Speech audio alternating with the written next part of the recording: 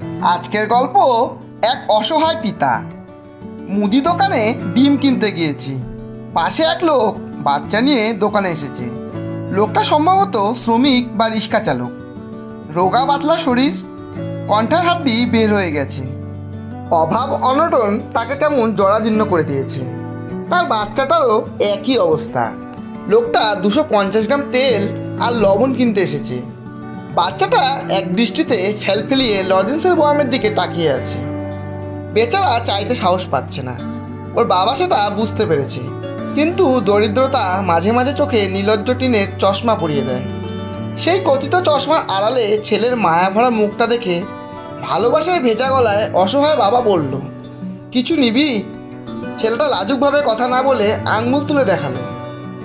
বাবা হেসে লজেন্সের বয়ামের কৌটো খুলে 2টো লজেন্স বের করে ছেলের হাতে দিয়ে আদর করে বলল, তিনের ঘরে নামতাটা কত বাপ।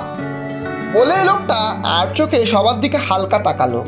তার সেই দৃষ্টিতে কেমন একটা চাপা উত্তেজনা। যদি না পারে? সবাই তো তাকিয়ে আছে। ডিমের পুটলি হাতে নিয়ে আমিও তাকিয়ে আছি ছেলেটার দিকে।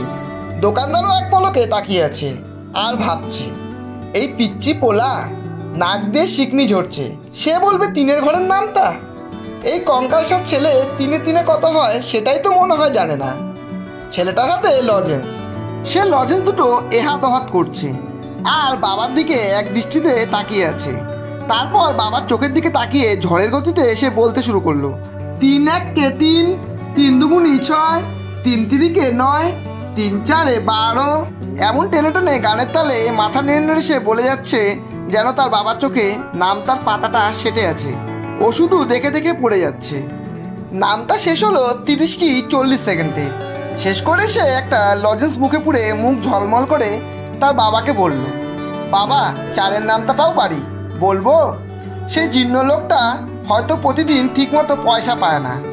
10 টাকার বেশি রিক্সা ভাড়া চাইলে 2-4টে গালি খায়, মহাজনের গুঁতো খায়। সেই গাল ভাঙ্গা কুজো হয়ে যাওয়া লোকটি প্রতিদিনই হেরে যায় সমাজের কাছে, সংসারের কাছে, পিতৃত্বের কাছে। কিন্তু আজ সে হারেনি। আজ তার অনেক বেশি আনন্দ। সবার সামনে ছেলে তার মুখ উজ্জ্বল করেছে। এবার সে আর চোখে না, পূর্ণ দৃষ্টিতে চোখে চোখ রেখে আমাদের সবার দিকে তাকালো।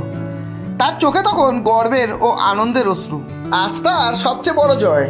লোকটা আজ সাহস পেয়েছে। তিনের ঘরের নামতাটা শুধু নামতা নয়, একটা সাহস, একজন বাবার শক্ত একটা কাঁধ, একটা অবলম্বন। তিনের ঘরের নামতাটাই এই দরিদ্র লোকটা স্বপ্ন পূরণের উপাখ্যান। এরপর লোকটা তার ছেলেকে কোলে তুলে ফেললো। সে আনন্দে কেঁদেই ফেলেছে। এই সময় হুট করে দোকানি ডিপ ফ্রিজ খুলে একটা কাঠি আইসক্রিম পুচকে ছেলেটার হাতে দিয়ে বলল, সাবাস, জজ ব্যারিস্টার হয়ে দেখিয়ে দিস সবাইকে। ছেলেটা খুশি মনে আইসক্রিমটা নিল। এরপর বাবা ছেলে চলে গেল। আমি ওদের দিকে তখনও তাকিয়ে আছি। আমি ডিম হাতে একা একাই হাঁটছি আর বলছি, 3 1 3, 3 2 6। আমাকেও সংক্রামিত করেছে তাদের জয়ের আনন্দ। ধন্যবাদ।